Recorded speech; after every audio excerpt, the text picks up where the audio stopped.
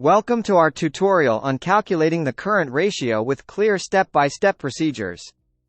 Let's start by defining the current ratio, which is a financial metric used to evaluate a company's ability to pay its short-term obligations. To calculate the current ratio, you need to divide the total current assets by the total current liabilities. Current assets typically include cash, accounts receivable, and inventory, while current liabilities include accounts payable and short-term debt.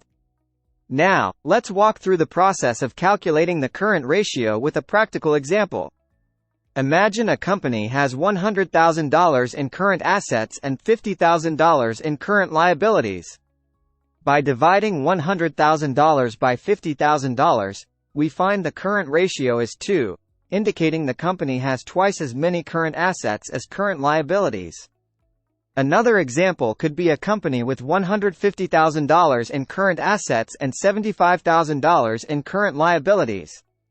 Calculating the current ratio in this case would result in 2 as well, showing the same financial health.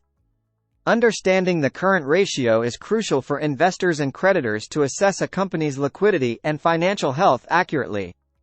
By following these steps, you can confidently calculate the current ratio for any company.